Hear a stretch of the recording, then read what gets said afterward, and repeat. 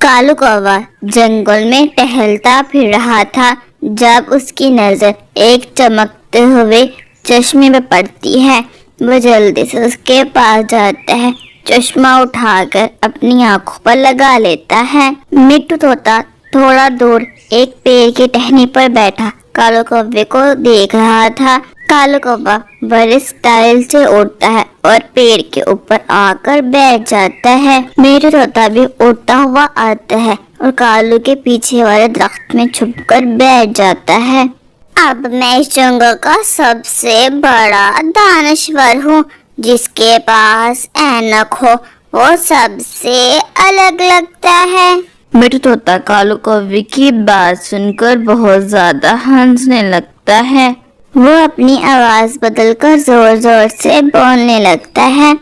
کالو، میں ایک جادوئی اینک ہوں، جس چیز کو دیکھو گے وہ غائب ہو جائے گی۔ کالو بہت خوش ہو کر اینک کو چھونے لگتا ہے۔ ہائے، کیا تم بولتی بھی ہو؟ ہاں ہاں، ذرا سامنے دیکھو اور بولو، غائب ہو جا۔ کالو کوے سامنے کھڑی گگلو کبوتر کو دیکھتا ہے جو بڑے مزے سے دانا کھا رہا تھا۔ پھر کالو زور سے چلاتا ہے، گگلو کبوتر تم غائب ہو جا۔ ٹھیک اسی سمے گگلو کبوتر کا پیر کیلے کے چھلکے پر پھسلتا ہے، وہ پیچھے ندی میں گر جاتا ہے اور کالو کوا بہت زیادہ حیران ہو جاتا ہے۔ ارے واہ، جادو ہو گیا، گگلو تو سچ میں ہی گم ہو گیا۔ کالو کوا خوشی سے ہوا میں اڑنے لگتا ہے۔ اب میں اس اینک سے پورا جنگل غائب کروں گا۔ مٹو طوطا پھر سے آواز بدل کر کہتا ہے، لیکن اگر تم نے ندی کے پانی میں خود کو دیکھا تو تم خود غائب ہو جاؤ گے۔ کالو کوا بہت زیادہ ڈر جاتا ہے اور اپنی آنکھیں بند کر لیتا ہے۔ تیزی سے ندی سے اڑتے ہوئے وہ سامنے والے پیڑ سے ٹکرا جاتا ہے اور سیدھا ندی میں جا گرتا ہے اور کالو کی اینک بھی پانی میں بہہ جاتی ہے۔ مٹو طوطا بھی اڑتا ہوا آتا ہے اور ندی کنارے بیٹھ جاتا ہے۔ کالو پانی سے باہر نکلتا ہے، وہ بہت غصے میں ہوتا ہے۔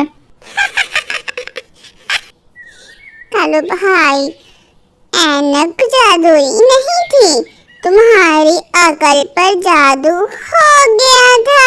کالو کوا شرمندہ ہو کر اپنے پر جھاڑتا ہے اور کہتا ہے، جھٹ پٹ کی دانشمندی ہمیشہ ندی میں ہی گر جاتی ہے مٹو بھائی۔ بیبو چڑیا کی شادی کو ابھی کچھ سمے ہی بیتا تھا، جبکہ بیبو چڑیا کی ساس اس سے ناخوش تھی۔ وہ ہر سمے اسے تانے مارتی رہتی۔ ہائے ہائے، پھوٹی رے میری قسمت، نئی بہو کیا آئی، گھر میں منحوسیت ہی چھا گئی۔ صبح کے 9 بج رہے ہیں اور اس نے ابھی تک میرے لیے نرم کھچڑی تک تیار نہیں کی۔ ماں جی، پورے جنگل میں مہنگائی آسمان کو چھو رہی ہے۔ آپ کا بیٹا دن بھر ڈال پر بیٹھ کر اپنے دوستوں سے باتیں کرتا رہتا ہے۔ جتنا دانا میں لاتی ہوں اس میں تو صرف آپ کا ہی پیٹ بھرتا ہے۔ ککو، دیکھ رہے ہو تمہاری پتنی کی زبان کتنی لمبی ہے۔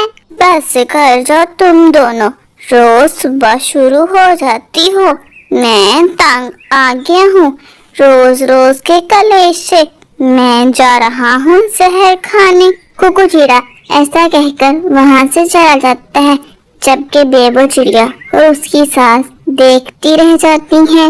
جیسے ہی ککو جاتا ہے دونوں کو احساس ہو جاتا ہے کہ انہوں نے کچھ زیادہ ہی کر دیا۔ ہائے رے رام، میرا اکلوتا بیٹا، اگر اس نے سچ میں زہر کھا لیا تو میرا کیا ہوگا؟ میں تو صرف بہو کو تنگ کرنے کے لیے بولتی تھی۔ اماں جی، غلطی میری بھی تھی، مجھے ان پر چیخنا نہیں چاہیے تھا، हमें लड़ना बंद करना होगा वरना हम दोनों का घर उजड़ जाएगा। फिर वो दोनों सास बहू कोको चिड़े को ढूंढने के लिए निकल पड़ती हैं। कोको चिड़ा एक पेड़ की टहनी पर बैठा हुआ था और उसके सामने एक जहर की बोतल पड़ी थी, जिसे देखकर वो बहुत ज्यादा डर जाती हैं। कोको मेरी जान, वो मत खाना। बेबो चिड़िया जल्दी से वो बोतल पेड़ से नीचे गिरा देती है। आप पागल हो गई हैं क्या? अगर आपको कुछ हो जाता तो हमारा क्या होता? आज के बाद मैं अम्मा जी से कभी नहीं लड़ूंगी। हाँ बेटा, अब से नो क्लैश, मुझे मेरी बहू मंजूर है और हम सब मिलकर खुशी खुशी रहेंगे। फिर वो तीनों खुशी खुशी वापस अपने घोंसले में आ जाती हैं। बेबो चिड़िया स्वादिष्ट खिचड़ी बनाती है और वो परिवार खुशी खुशी खाने लगता है। चलो शुक्र है मेरा ड्रामा काम कर गया और घर में कुछ शांति तो आई।